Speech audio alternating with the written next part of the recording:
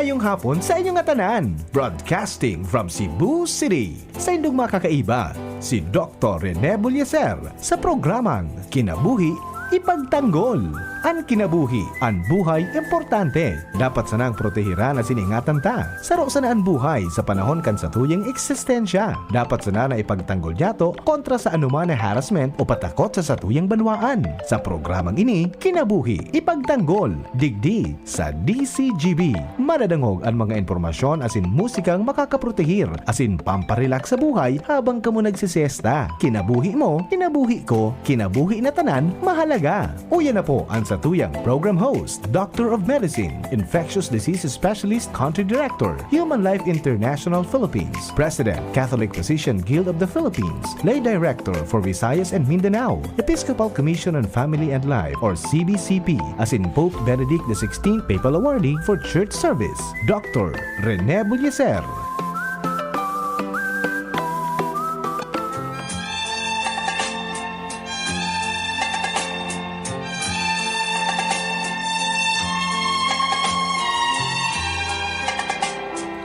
Good afternoon mga tugang, mayong hapon sa tanan, maupay na hapon sa iyo, sa taga-waray natin mga kaibigan, sa Samar and Leyte. And of course, magandang hapon sa ating lahat if you are not within Bicol area, lalo na sa northern part of the central and southern part of Luzon.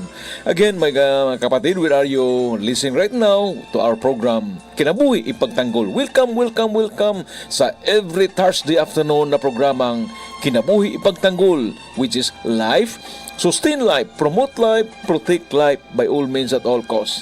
Saka, mga kapatid, mga tugang, life, buhay, ating ipagtanggol.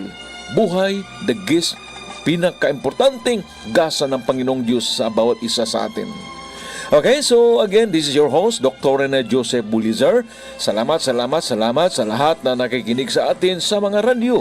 Wherever you're listening now, in the whole of Bicol area, kasama na sa Visayas area, pati na sa Luzon area, or perhaps somebody are listening to us right now outside the Philippines. Good morning, good afternoon, good evening sa iyong lahat mga kapatid.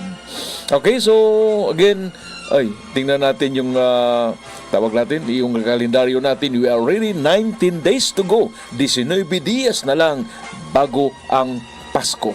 Birthday ng ating Panginoong Hesus. 19 days, 19 na lang. Wow, excited tayo mga kapatid. So again, sa nakatingin sa atin sa Facebook, good afternoon. Sa YouTube, good afternoon sa inyong lahat. Again, maayong hapon mga ikson. Now, considering 19 days to go na lang bago magpasko, ano bang dapat ating pag-usapan ngayon? Ito lumabas sa isipan ko kanina, 1 hour lang, na ano ba mga common na mga sakit na dapat nating bantayan sa panahon ng Pasko. Yan, very nice yan. The illnesses and ailments which are very, very common during Christmas season. Okay? Lalo na tayo mga Kristiyano. Celebrate tayo ng celebrate. Of course, dapat, a reminder lang, pag mag-celebrate tayo ng Pasko, kaon doon, kaon dito, no? Bisag asa, kahit saan, kain, magdamag, inom, magdamag. Wow! In the disguise of Christmas. But practically, theologically wise, no? That's not what the church teaches us. Na pag Pasko, kain kayo ng kain, inom kayo ng inom. No. In fact, during Pasko, and remember, as the saying says, the reason of the season is Jesus. No, the reason bakit tayo ay magsilibrar ng Pasko ay dahil sa birthday sa ating Panginoong Diyos. Okay, so diretso na tayo. Baka maubos na naman tayo ng oras. Okay, so pag sabihin natin Christmas, anong nasa isip mo? Depende sa edad. Pag may trabaho ka, wow pare, 13th month pay, wow pare, mayroon akong bonus, wow pare, lahat.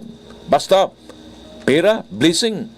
Wow pare, ngayon mga kapatid, so nag-start na ang mga Christmas party. No? Usually, nag-start yung Christmas party, December 1 pa lang, hanggang December 22.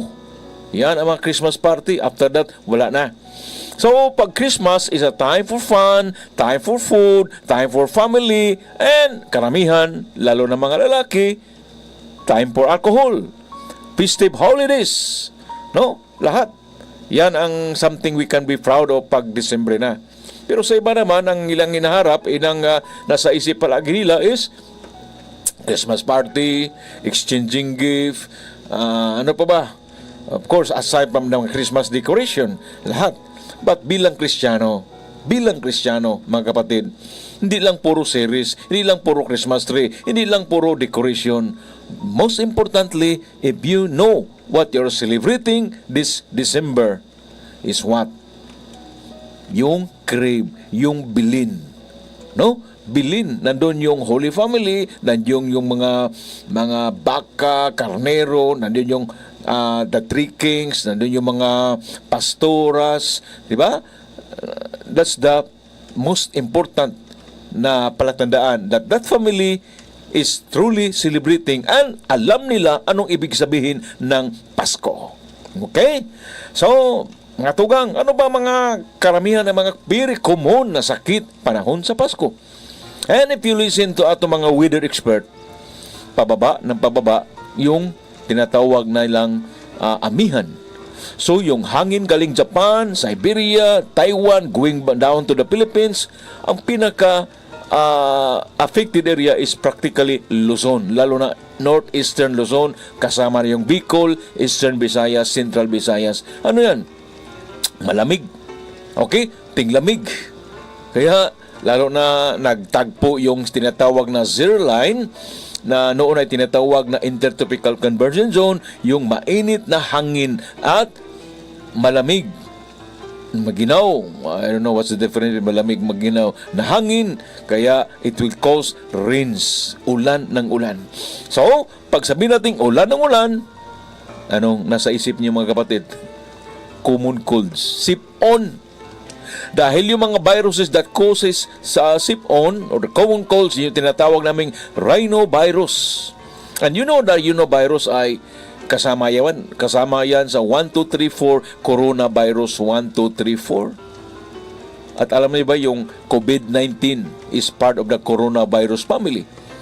But itong coronavirus 1, 2, 3, 4 ay yan ang dahilan ng rhinovirus. Rhino means nose. Rhinoceros yung animal. Okay, pag common colds, usually it will occur during malamig na panahon. In Bisaya, tingtugnaw. Okay? Tingtugnaw, malamig na panahon, yan. Talagang yung viruses that causes common colds ay napakasaya nila dahil malamig na. And pag yung tao ay nilalamig na, expose ka na, at mahina yung resistensya mo, kulang ka ng tulog, kulang ka ng kain, overwork ka, overstress ka, and kulang ka ng vitamins, yan, diretso tatamaan ka ng common colds. Okay, so, doktor, paano ba iwasan yung common colds? Lalo na, may chance pa tayo, lalo na medyo malayo-layo pa yung Misa de Gallo sa December 16. Okay, as early as now, number 1, you have to take extra supplements ng vitamin C. 250 mg a day is good enough. Pero sa ating mga edad 30, 40, 50, 60, 500 mg a day is good enough. Okay? Pag nagka-hyperacidity ka, huwag kang bibili ng ascorbic acid, but you use at inumin mo yung sodium ascorbate with zinc. Wow! And then, frequent hand washing. Number 1, pinakaalam nyo, maruming bagay sa buong mundo. Hindi yung comfort room. Hindi yung sa CR, kundi ito. Ang cellphone na ito, ang pinakamarumi na bagay sa buong mundo ngayon. Okay? So, and then, para you can avoid it, pag may colds ka, please wear mask or avoid mga contact with people, baka makahawa ka. And, of course, drink more water and rest. Mga tugang, before we will proceed pa mga pangalaw, pangatlo, 4, 5 na mga sakit during Christmas season, dito muna tayo sa ating unang Christmas song, To Each One of Us. And lalo na yung mga kapatid natin nasa ibang bansa. Remind them with this song. I'm dreaming tonight of a place I love even more than I usually do. And although I know it's a long road back, I promise you I'll be home for Christmas. You can count on me.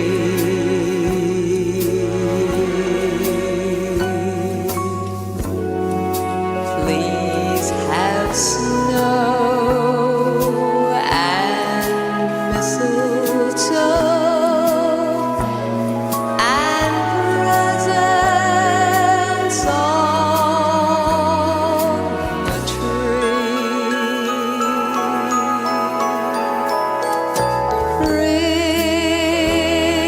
Christmas Eve will find me where the love light gleams.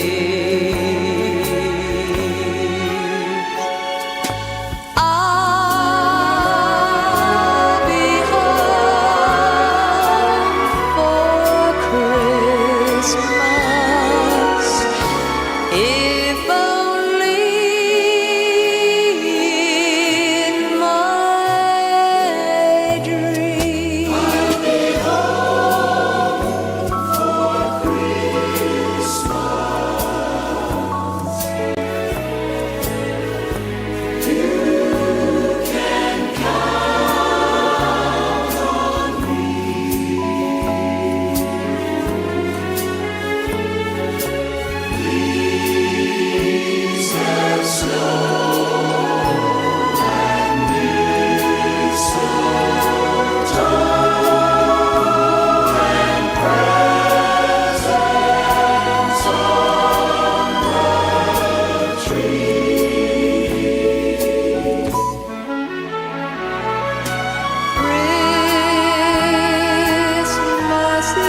will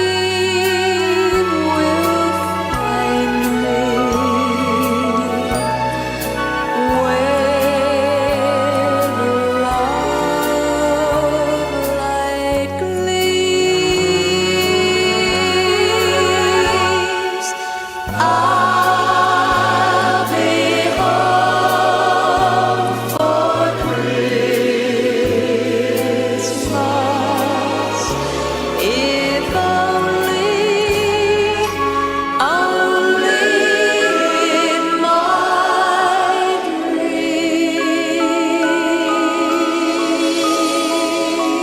Okay, balik tayo sa ating programang Kinabuhi. Kinabuhi, life, buhay, ipagtanggol sa bawat isa sa atin. Sabi ko na, number one, pinaka-common mga kapatid is yung common colds. Kaya dapat meron kayong mga gamot yan sa bahay niyo, mga tinatawag natin mga decongestant. Huwag niyong pabayaan na kayo ay sipon ng sipon, hatsing ng hatsing. That is very bad. Karamihan sabi, doktor, inom lang ko ng tubig. No, that's not the solution. Dapat, immediately, pag sneeze ka ng sneeze, makati na yung ilong mo, pati yung mata mo, nag-ano na yung sipon mo sa ilong mo, no? Para ng fountain, dapat inom ka na ng dalawa, combination of two, which is decongestant plus anti-allergy. Okay? Inumin mo yan. Pag anti-allergy, tablet once a day. Decongestant every 8 hours. And avoid crowded area. You rest. Pahinga ka while taking all those medication plus yung vitamin C with zinc. Now, pangalawa sa common cold is of course influenza. Pag nagka-influenza ka, nako, very common yan sa mga seniors. Sinong senior nakikinig sa atin diyan? Sa Amerika, yung senior nila is 65 above. So, of course, we do not belong to the senior group mo, no? We are still very young. Okay. Now, so, yung influenza, ano mangyari sa inyo? You will have body aches, masakit yung mga joints ninyo dito, no? Yung lalamunan ninyo, medyo gumaganon. The best thing you need to do, mga kapatid, because maglalagnatin ka na no, mag-fever ka na 37.8 hanggang 38 and so on and so forth, matamlay yung katawan mo. First thing you will to do, anong first aid yan? Kukuha ka ng kalahating basong tubig, lagyan mo ng medyo init-init na tubig, lagyan mo ng asin, basta makaya mo yung init, makaya mo yung asin, then you gargle, mugmug ka, no, mga 1 or 2 minutes mugmug. Huwag mong inumin yung tubig with the salt. Mugmug ka. Then you do it 3 times a day after ka mag-toothbrush. Okay? That's number 1. Then, enhance mo yung sarili mo with the anti-decongestant. And then, you rest. You rest. No? Pahinga ka. Of course, pag influenza, hindi common yung magsipon ka, very less than 20% lang magsipon ka. What is very common is masakit yung katawan mo, no? Very matamblay ka, masakit yung mga joints mo. That's classical ng influenza, sakit ng flu. Okay? So, that's it. Inom ka ng gamot. Pag may flu ka, more fluids, lalo na mga juicy na mga mainom ninyo. Okay? Mga fresh juices, fresh. Hindi yung mga canned goods na mga tawag nila mga drinks diyan. Mga four seasons. These are not unnatural but artificial drinks. No? Kuha ka ng limonsito diyan, no? Inumin mo 'yan. Okay? And then you increase your fluids. And then pag nilagnatin ka na, mag-inom ka na ng antipyretic. And the best thing, mga kapatid, also, aside yung gargle, magpa-massage ka. No? In Cebuano, mapahilot ka.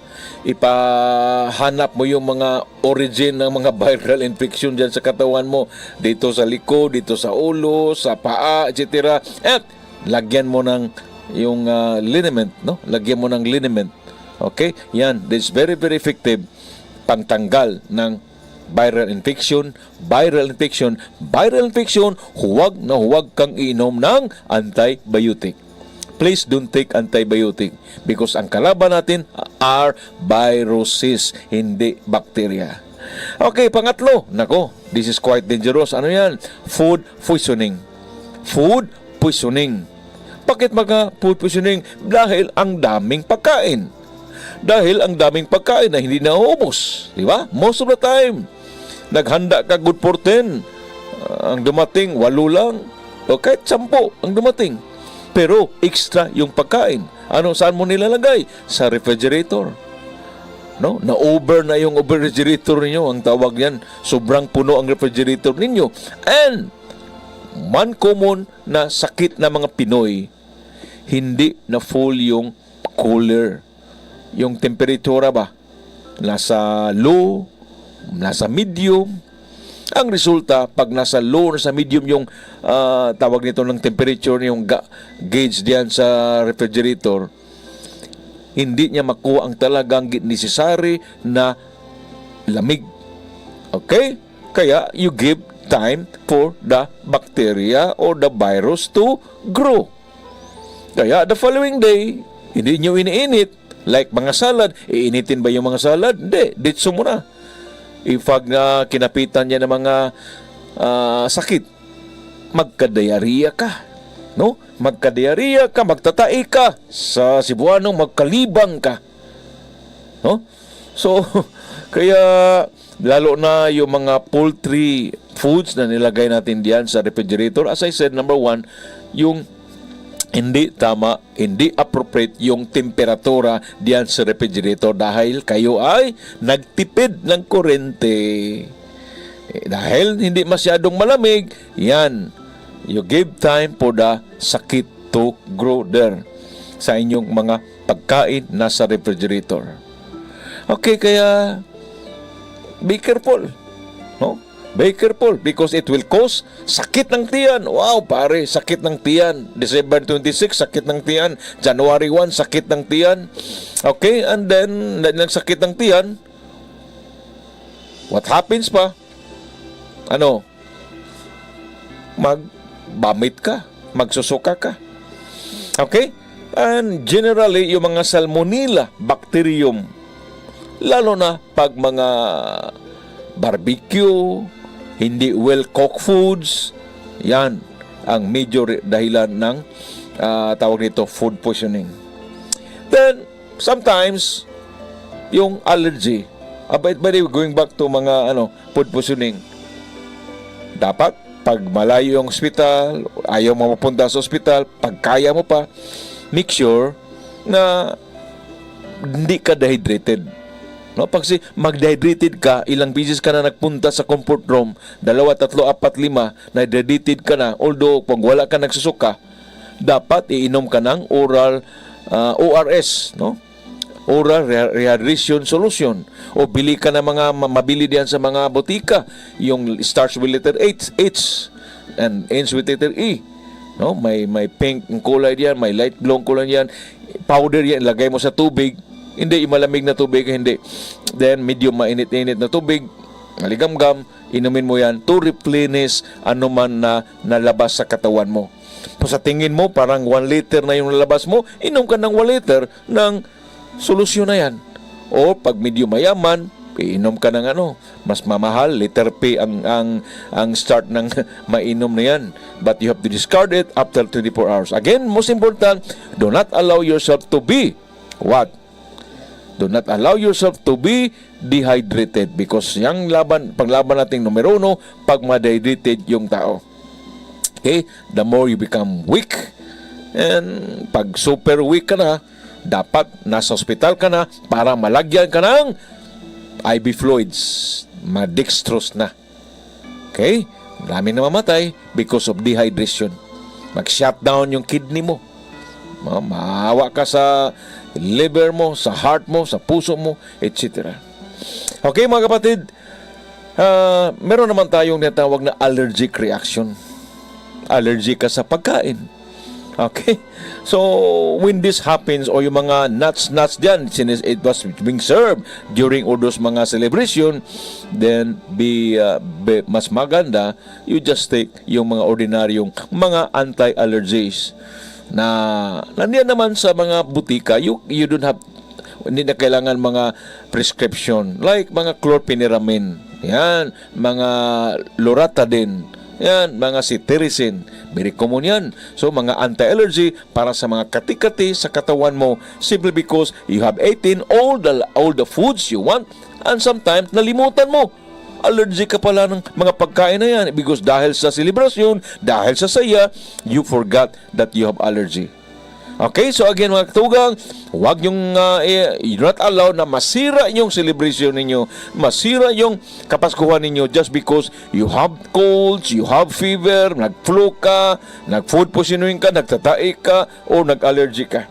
Okay, so before we will proceed to the next discussion, dito muna tayo sa pangalawang music natin para sa ating lahat. Galing kay Frank Sinatra, Hark the Herald Angel Sing. Hark the herald angels sing, glory to the newborn King. Peace on earth and mercy mild, God and sinners reconciled. Joyful all ye nations rise, join the triumph of the skies. With angelic host proclaim, Christ is born in Bethlehem. Hark the herald angels sing, glory to the newborn King.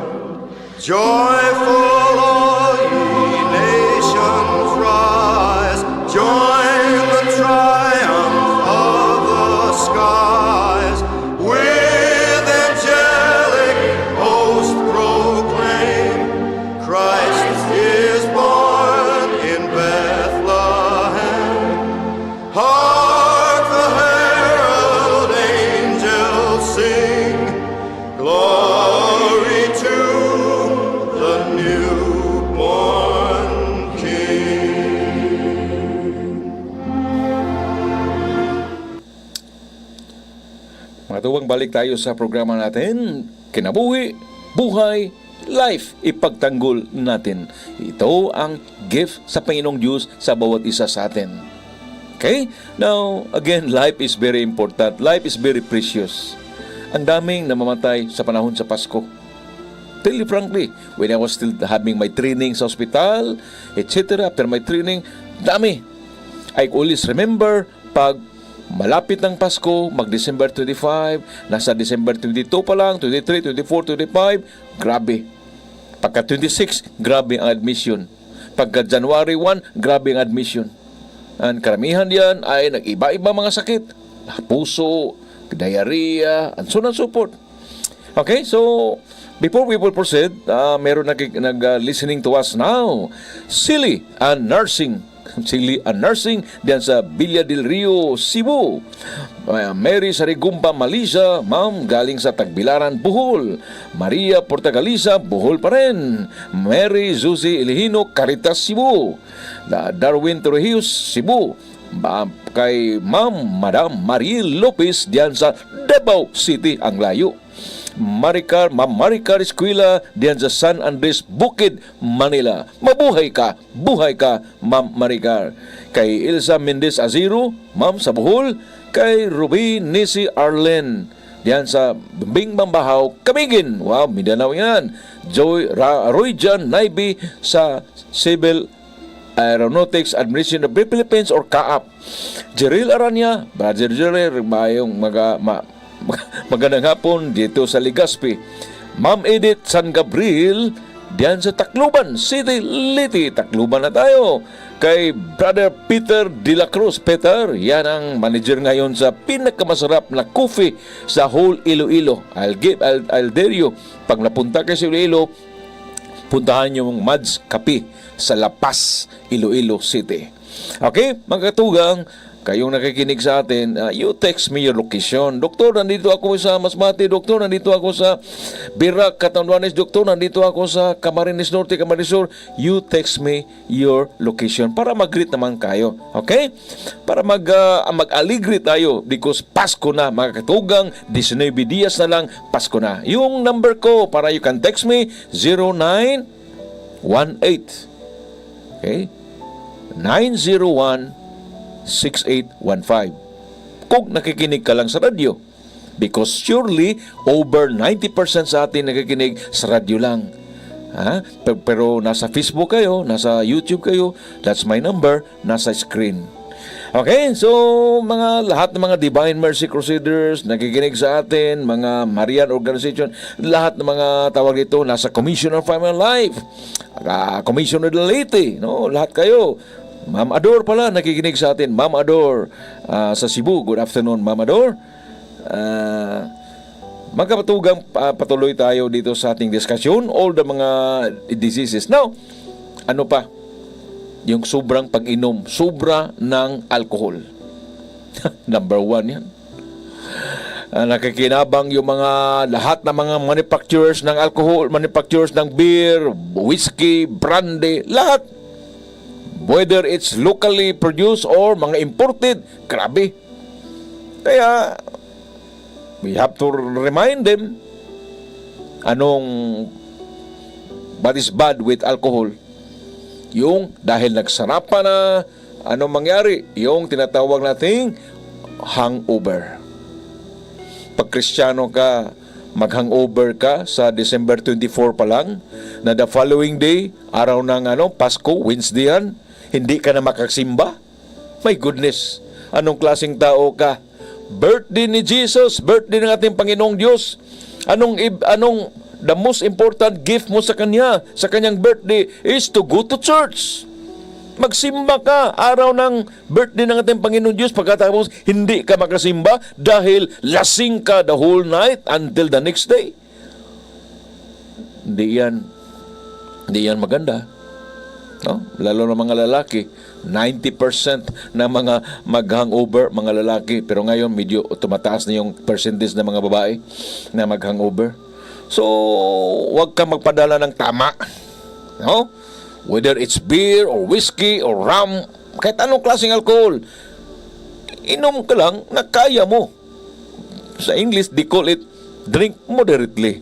But how moderate is moderate? No? That's the other problem. But again, abot ka na ng alas 10, inuman pa rin. Alas 11, inuman pa rin. Alas 4, inuman pa rin. Wow. That is not, our Lord God will not be happy what you're doing. No? If you miss to greet Him, to say, Lord, happy birthday. How can you say happy birthday? You go to church. Magsimba ka. Holiday obligation para sa ating mga Kristiyano Katoliko. So, please make sure hindi ka hangover, mga kapatid. It's very, very dangerous yan. We don't like that. Okay? We don't like that it will happen to us. Although, as I said, Christmas is the merriest part of the year.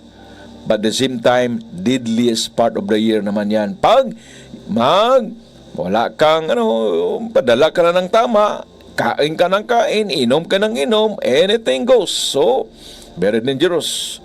Now, mga kapatid, bakit ba panahon ng Pasko, after Pasko o panahon ng Pasko, ang daming mapupuno yung mga ICU natin sa ospital? Pag hindi na kaya sa ICU, doon na sa mga private room. But lahat ng mga gadgets, monitoring gadgets, nandiyan. Bakit ba? Isang bagay, mga kapatid, is pag December na, pag tinglamig na, pag malamig, temperature sa labas is nandoon na lang sa 24 degrees centigrade, malamig na yan. 22, wow. Sa Baguio siguro mga 15 or 12 na lang. Pag malamig ang panahon, simoy ng hangin, mag-contract yung blood vessel natin. Pag mag-contract yung blood vessel natin, the problem will be there. Okay? The problem will be there. So, karamihan magkasakit ng puso. May mga heart attack, may mga the worst will be cardiac arrest. Very common yan sa panahon sa Pasko. So, we cannot allow that to destroy our spirit of Christmas. To destroy our talagang gathering during Christmas. Kaya, yung mga tao may mga problema sa puso, please, sobrang tawa, sobrang ligaya, kaya iwasan natin yan. Okay? Indulging, overindulging sa pagkain. Pasko naman eh. Once in a while lang ito eh. No? Sa Cebuano, Bisaya, panagsa naman eh. Hindi na pwede madala panagsa. Pag masakit ka na, mataas yung blood pressure mo, taas yung sugar mo, ay nako, may arthritis ka pa. No? Intoxication, heart attack, very common yan during the festive season. Lalo na, anong karamihan natin kinakain? Of course, lahat are there. From litson to spaghetti, to queso de bola, yung mga ham, dessert na napakatamis, lahat, it all you can eh. Hindi mo na kaya ng katawan mo. Kaya, huwag kayo mapadala ng tama. Tapos heartburn pa, may acid reflux pa, sakit ng ulo. And one thing you forgot, during Christmas from December 4 hanggang January 1, dalhin mo yung tawag dito, weighing scale mo, di ba? You gain 1, 2, 3, 4 pounds in just 3 to 4 weeks. Okay, mga tugang, marami pa tayong pag-usapan, but we have to have another break and listen to another music. Ano ba yan? Last Christmas, I gave you my heart from the womb. Last Christmas, I gave you my heart, but the very next day, you gave it away. This year, to save me from tears, I'll give it to someone special. Last Christmas, I gave you my heart, but the very next day, you gave it away. This year, to save me from tears, I'll give it to someone special, special.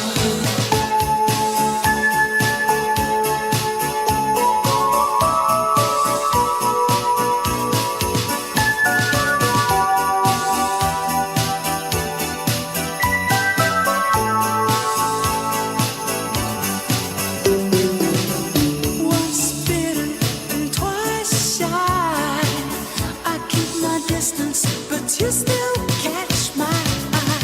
Tell me, baby,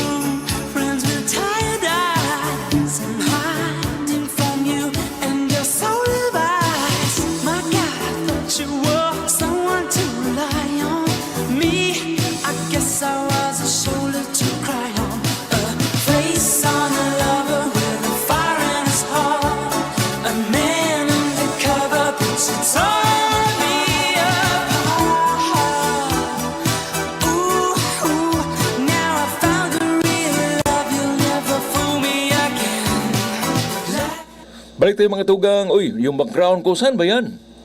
Is it in Mindanao? Is it in Visayas? Or somewhere in Bicol? Or somewhere? Saan? Saan ba?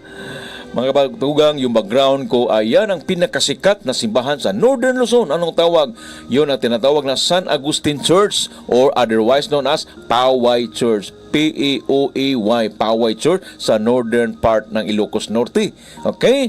Yan, makikita natin yan doon sa Ilocos Norte. Ang pinakasikat na siyudad is of course Lawag City with 115,000 people. Third class city yan. Hindi pa sikat yung Lawag. Para may mga mall na doon sa Lawag. Doktor, from Legazpi, ilang kilometro ba papunta sa Lawag? Malapit lang. 965 kilometer from Legazpi City all the way to Lawag via Manila. So, paano natin mapuntahan yung Lawag na yan? Of course, you can take a plane from Legazpi City, you go to Manila, then transfer plane straight to Lawag City. Okay? That's pinakadali na pamaraan para you will reach Lawag within the day. Within the day, no, hindi pa mag-sundown, nandun ka na sa Lawag. Or, you enjoy riding, 11-12 hours ang takbo nyo. Matulog pa kayo sa Manila before proceeding to the northern part na abot ng 300 plus kilometer galing sa Manila. Okay? Ano bang nandiyan, doktor, nga pwede nating puntahan sa lugar ng tinatawag na Lawag or Ilocos Norte? Aside from that, sikat na sikat mga tugang yung Lapas Sand Dunes, yung puro mga sand malapit sa dagat, no? Very sikat yan. Diyan mga shooting. Then St. William's Cathedral mismo sa Lawag City, Museo de Ilocos Norte, Santa Monica Parish Church, napakaganda, Sinking Bell Tower, Rizal Amusement Park, and then yung Madungan Dam, Tobacco Monopoly Monument, then ano pa, of course, you can roam around the entire beautiful city of Lawag. Okay? Yan ang I Love Philippines portion sa ating programa ngayon, mga kapatid. And then, finally, holiday health hazards. Warning. Reminder. Number 1, Pasko na, huwag ka mag-overindulgent ng alcohol. Huwag mo pabayaan, malasing ka, mag-hangover ka. Pangalawa, overstress. Ano bang bilhin natin? Ano bang i-prepare natin? Malapit ng Pasko. Naku, magkuha pa rin ng pira, mag-withdraw pa tayo, saan pa rin ng pira, and so on and so forth. Ang daming handain natin. Yan. Yung holiday heart syndrome. Sobrang tense, sobrang stress, sobrang excited. Plus the kain, left and right. You can have heart problem, you can have a heart attack. Vehicular accidents, pag lasing na yung mauwi na pa sa bahay galing sa party. Influenza, fireworks injuries, of course, pag nasa December 25 or January 1. Food poisoning, iwasan yan. Heart attack and stroke.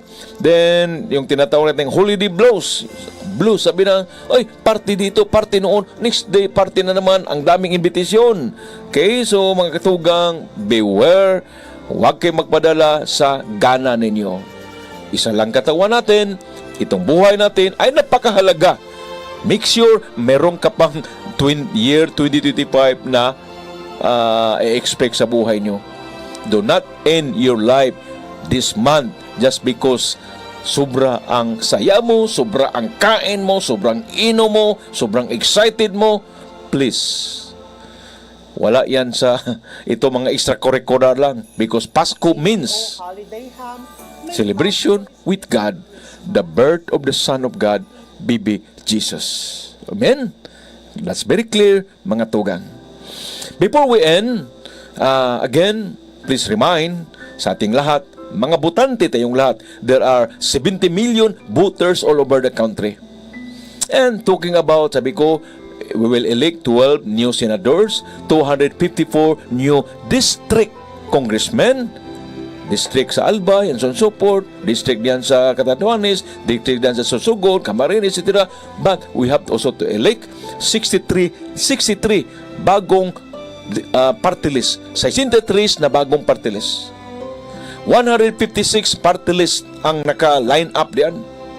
1 to 156. Huwag niyong kalimutan, mga katugang, may isang party list na lahat ay concern niya. From buntis pa, buntis, bata na sa sinapupunan ng nanay, yung bagong sinilang, teenager, workers, senior citizen, from womb to tomb, ang area of coverage ng party list na ito. At ito, mga tugang, ang tandaan nyo. Yan, ang party list na dapat ating tandaan. Ito ang party list na who will protect you, who will be your true voice, totoong boses mo sa Kongreso. Okay? Ito ang buhay party list. At ang numero nito ay 63. Ilang party list ang iboto ninyo? Isa lang nga party list ang iboto natin. Isa lang party list iboto natin. Hindi 2, 3, 4, 5, 6. Isa lang, mga kapatid. And we will assure you, lahat ng mga nominees dito, 1, 2, 3, tulad ni former Deputy Speaker Lito Atienza Jr., our number 1 voice and defender in Congress. Ilang bisis na, ilang congresses na, ibalik natin siya sa Kongreso to be our protector, to be our defender against lahat ng mga anti-life, anti-buhay, anti-kinabuhi na mga legislation. Gusto mo mag-legalize ang abortion? Gusto mo mag-legalize ang divorce? Gusto mo ibalik ang death penalty? Gusto mo ibalik yung mag-legalize yung medical marijuana? Lahat ng mga anti-life. Gusto mo? Pwede na mag-asawa, lalaki, babae? In the name of gender equality, in the name of human rights, nako, magalit si Panginoong Diyos niyan. We should not forget, as I said repeatedly, nasa preamble natin, preamble ng Konstitusyon, pinakataas-taas na batas sa buong mundo, sa buong Pilipinas. I say mundo because every country meron silang Konstitusyon eh. Pero sa preamble ng Pilipinas, nandiyan nakalagay, I keep on repeating it, we, the Filipino people, imploring the aid of the Almighty God. Meaning, kahit diyan sa Malacanang, kahit diyan sa mga departments sa gobyerno natin, diyan sa Supreme Court, diyan sa Ombudsman, kahit saan, diyan sa Senado, diyan sa Kongreso, tingnan nyo anong unang gawin nila pag magsisyon sila. Prayer. Di ba? Prayer. Prayer. Kaya, ibig sabihin, bago tayo gagawa ng batas, make sure yung batas na gagawin natin ay sang-ayon sa batas ng Diyos. Batas ng Diyos. It should be number 1 sa ating puso. Kaya kayo, mga butante sa buong Pilipinas, alam nyo, yung party list na yan ay parang kaparihan ng Senado eh. Yung senador, mag-senador ka, mangumpanya ka, mag-campaign ka from Apare to Batanes to Luzon to Visayas to Palawan to Mindanao, pati na Hulo. You have to campaign in this serious. Party list, ganun din. Party list, napakahirap party list. No? Napakahirap party list. You have to campaign lahat ng areas para makakuha ka ng at least 1 million votes. Para sa akin, mga kapatid, pag mayroong 3 milyon na boto sa Pilipinas, whole Philippines, makasiguro meron tayong 3 congressman sa buhay party list. And as I saw you, this mga congressman natin sa party list na buhay, numero 73 siya nakalagay sa, tawag nito, sa Comelec, kasi nagrapol yan eh. Pinagrapol lahat ng mga party list para pantay-pantay from A to Y, etc. Now, mga tugang, before we will have Christmas, ilang araw na lang, no? Less than 100, mga 157 days to go na lang. 159 days to go na lang. 159 na araw na lang bago mag-eleksyon. Kung ipahintulot ng Panginoong Diyos na wala mga major problems along the way this month, January, February, March, April, Mayo 12 yung eleksyon, pray for our country. Please pray for our country. Pray for the Filipino people. Na alam nyo na, may bayaran sa buto. Umunalis na yan. Hindi pa akong sinilang. Nandiyan yung bayad. No? 1,000, 5,000, 10,000. Meron pa isang area, I will not mention the place. Botante ha, binayaran ng 15,000, 15,000 bawat botante. Bakit 15,000 ang laki naman, Dok? Kasi you have to vote for the congressman, the governor, and the mayor. Parang 3-in-1. Lantaran, binayaran yung botante 15,000. Pambihira. Wala na kayong takot sa Diyos. Kaya ang tanong, you won, nanalo ka bilang congressman, nanalo ka bilang gobernador, nanalo ka bilang mayor. Is it because of your qualification? Is it because your plataforma? Is it because of your commitment to serve the people? Or is it because you paid? Binayaran mo yung mga botante nyo. Mga tugang, as I said, please let us support Defend Life. Ipagtanggol natin ang buhay. Ipagtanggol natin ang kinabuhi. Because kinabuhi is gasa ng Panginoong Diyos. We have to discipline some of our lawmakers there na kahit sila ay sabi nila, Katoliko kami, Kristiyano kami, pero wala sa puso nila, hindi nila sinambuhay yung pagiging Kristiyano nila. We need 3 fighters there in Congress. Please pray for us, Buhay Partalis, and the whole Filipino people as we prepare in this very beautiful time of the year, Christmas. God bless. Kung yung balingko, Dr. Rene Joseph Bulizer, hanggang sa sunod nating pagkita, December 12, mga tugang. Our last song, to remind you, meron tayong tagapagtanggol sa Kongreso.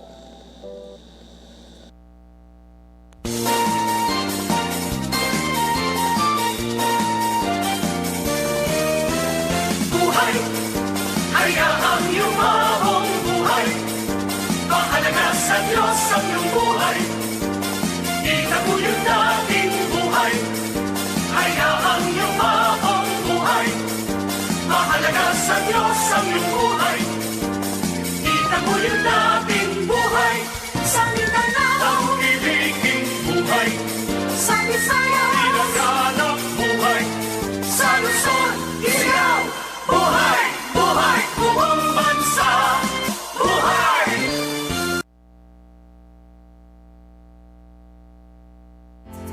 Sa indong dadangog, ang programang Kinabuhi Ipagtanggol. Abangan giraray sa masunod na Webes ang programang ini. Alas 2 ng hapon, digdi sa DZGB. Salamat kan sa indong pagantabay. Pinky on mo, baby. Masunod na. Ang lakas mo? May